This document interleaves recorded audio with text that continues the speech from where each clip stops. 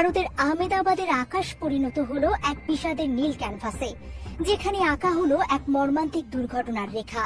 সর্দার বল্লভভাই প্যাটেল বিমানবন্দর থেকে যুক্তরাজ্যের লন্ডনের উদ্দেশ্যে রওনা হওয়া এয়ার ইন্ডিয়ার একটি বিমানের 242 জন আরোহীর সবার জীবন কেড়ে নিল এক নির্মম ট্র্যাজেডি।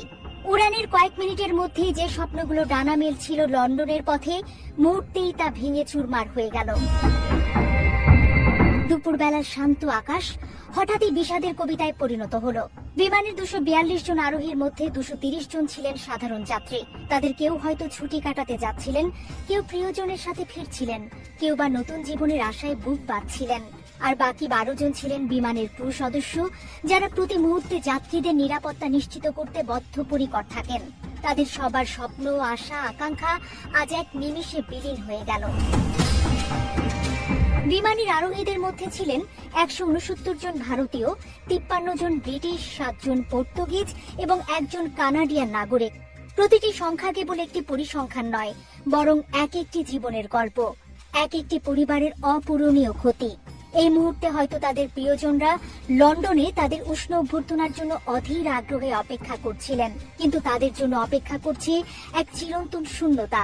স্বজন হারানোর এই ব্যথা, এই শোক, তা ভাষায় প্রকাশ করা দুঃসাধ্য। Ahmedabad city police commissioner GS মালিকের কথাগুলো বেদনার গভীরতা আরো বাড়িয়ে দেয়। তিনি বার্তা সংস্থা এপিকে নিশ্চিত করেছেন, দুর্ঘটনাস্থলের পরিস্থিতি এতটাই ভয়াবহ যে কোনো আরোহীর বেঁচে থাকার সম্ভাবনা নেই। মনে হচ্ছে বিমান বিধ্বস্তে কেউ বেঁচে নেই। তার এই সহজ বাক্যটি যেন এক কঠিন বাস্তবতার মুখোমুখি দাঁড় করিয়ে দেয়। বিমানটি শুধু আকাশেই ধ্বংস হয়নি, এটি আছড়ে পড়েছে এক আবাসিক এলাকায়, যেখানে বহু নিরীহ মানুষের জীবনও কেড়ে নিয়েছে।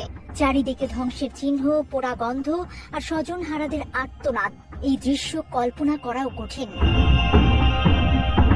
ভাইরাল হওয়া এক ভিডিওতে দেখা যাচ্ছে, রানওয়ে থেকে উড্ডয়নের পর বিমানটি অস্বাভাবিকভাবে দুলতে দুলতে এগিয়ে যাচ্ছিল। এক অনিশ্চয়তা, এক অজানা আশঙ্কায় যেন কাঁপছিল প্রতিটি প্রাণ। এরপরই ঘটে সেই মর্মান্তিক ঘটনা। বিমানটি একটি মেডিকেল কলেজের ছাত্রাবাসে আঘাত হানে। বিমান চলাচল বিষয়ক বিশেষজ্ঞ সাবেক ক্যাপ্টেন সৌরভ ভাটনাগরের বিশ্লেষণ এই দুর্ঘটনার পেছনের মর্মান্তিক কারণটিকে তুলে ধরে।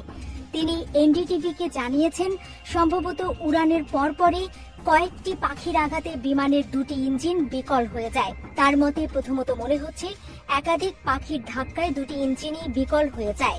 উড্ডয়ন নিখুঁত হলেও পাখির আঘাতের কারণে ইঞ্জিন বিকল হয়ে যাওয়ায় বিমানটি পূর্ণ শক্তি হারিয়ে ফেলে এবং নিয়ন্ত্রণ হারিয়ে নিচে নেমে আসে।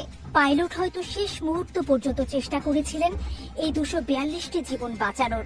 তিনি মেডে কল করেছিলেন, যা এক ভয়াবহ জরুরি পরিস্থিতির ইঙ্গিত দেয়, কিন্তু নিয়তির কাছে হয়তো তার প্রচেষ্টা ব্যর্থ হলো।